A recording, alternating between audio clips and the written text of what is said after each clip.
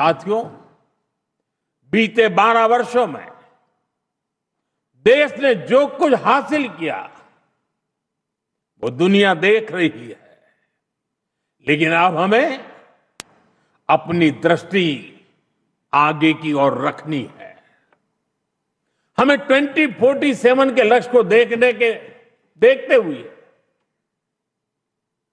उस लक्ष्य को पूरा करने के लिए अपनी स्पीड को और बढ़ानी होगी। हमारा बेंचमार्क अब यह होना चाहिए कि बीते 12 वर्षों में जो स्पीड और स्केल हमारी रही है, उसको हम और अधिक बड़ा और व्यापक कैसे बना सके।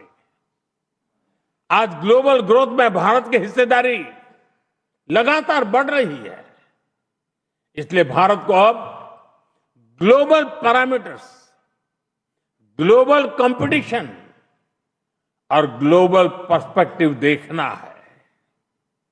दुनिया भारत से सॉल्यूशन चाहती है। दुनिया भारत में वैश्विक सप्लाई चेन का एक भरोसेमंद पार्टनर देख रही है और हमें दुनिया की इन अपेक्षाओं पर खरा उतरकर दिखाना है।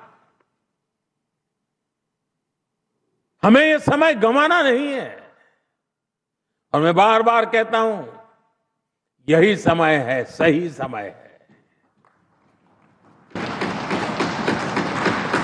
सच में फ्यूचरिस्टिक टेक्नोलॉजी में खुद को श्रेष्ठ रखना है। हमें सिर्फ दुनिया जैसा नहीं करना, हमें दुनिया से एक कदम आगे रहना है।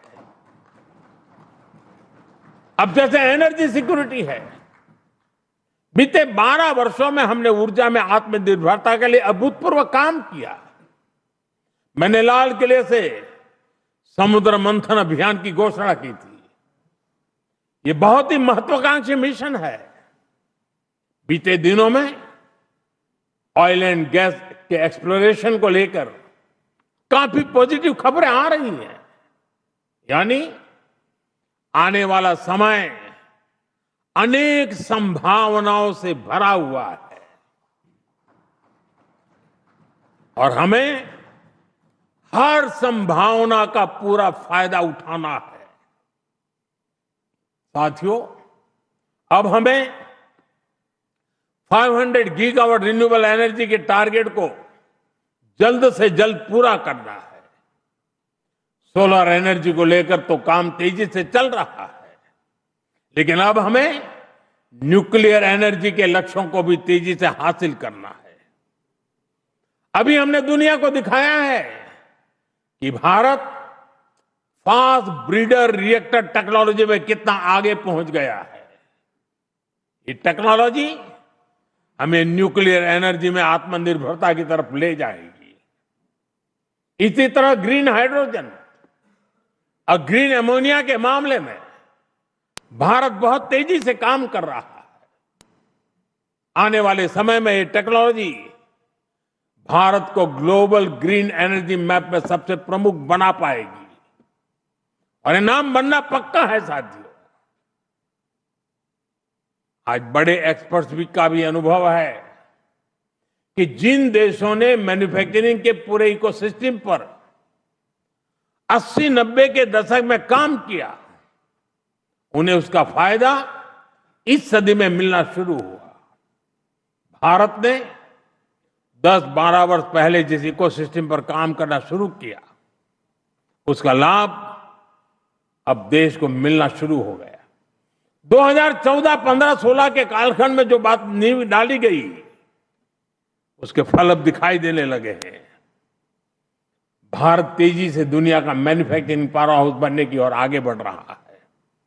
साथियों, energy, minerals, cheap, battery storage, space, drone, data centres, quantum computing, artificial intelligence, ऐसे हर सेक्टर, हर टेक्नोलॉजी एक दूसरे से जुड़ी हुई है।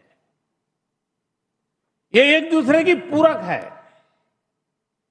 भारत इनके लिए विदेशों पर निर्भर नहीं रह सकता, क्योंकि ये भारत की आर्थिक और स्ट्रेटेजिक हर प्रकार की सिक्योरिटी से जुड़े विषय है और तभी भारत सेमीकंडक्टर इकोसिस्टम पर इतना फोकस कर रहा है, तभी क्रिटिकल मिनरल्स को लेकर मिशन बोर्ड पर काम चल रहा है। साथियों, शिपिंग सेक्टर में भारत आत्मनिर्भरता के नए लक्ष्यों के साथ आगे बढ़ रहा है। हम एक ऐसे फ्यूचर की तरफ बढ़ रहे हैं जहां हम मेड इन इंडिया शिप पर ट्रेड करेंगे और कंटेनर भी मेड इन इंडिया होंगे। शिप मेंटेनेंस और रिपेयर से लेकर स्क्रैपिंग तक की सर्विसेज भी भारत देगा। यही विजन हमारे एविएशन सेक्टर के लिए है। आज हम made in India transport aircraft बना रहे हैं। वो दिन दूर नहीं जब Bharat made in India civil aircraft भी बनाएगा।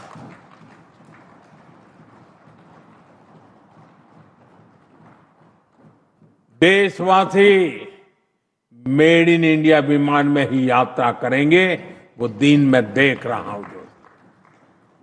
साथियों, ये सदी टेक्नोलॉजी की है, डेटा की है। आज विश्व के सबसे बड़े और आधुनिक डेटा सेंटर्स भारत में बन रहे हैं। यही भारत की ग्लोबल सप्लाई और वैल्यू चेन का मजबूत पिलर बनाएगी। हमने यूपीआई के माध्यम से दुनिया को दिखाया है कि भारत कम से कम समय में टेक्नोलॉजी का इतना विस्तार कर सकता है। हमने दिखाया है कि हमारे युवाओं का सामर्थ्य क्या है। अब एआई, डीप टेक और एडवांस टेक्नोलॉजी में हमारे युवा नया दमखम दिखाने के इरादे से आगे बढ़ रहे हैं। साथियों, आने वाले समय में दो और सेक्टर्स में भारत का सामर्थ्य पूरी दुनिया देखेगी। ये सेक्टर है टूरिज्म और स्पोर्ट्स। ये दोनों भारत की इकोनॉमी के मजबूत पिलर बनेंगे। विशेष रूप से कॉन्फ्रेंस, एग्जीबिशन और कॉन्सर्ट के मामले में भारत एक ग्लोबल डेस्टिनेशन बनने के लिए अब पूरी तरह सज रहा है। आधुनिक इंफ्रास्ट्रक्चर से सेक्टर को बहुत पुश मिलेगा और स्पोर्ट्स में तो भारत के युवा कमाल का प्रदर्शन कर रहे हैं और हर दिन उनकी परफॉर्मेंस निखरती जा रही है। भारत दुनिया की बिगेस्ट स्पोर्ट्स लीग की धरती बनता जा रहा है। आने वाले सालों में हमारी ये खाती और बुलंद होगी। ओलंपिक्स के लिए हमारी तैयारियां भी भारत की एस्पिरेशन का ही प्रतिबिंब है। हमें छोटा नहीं सोचना है, हमें लक्ष्य ऊंचे रखने हैं और उन्हें प्राप्त करने के लिए पूरी ताकत लगा देनी है।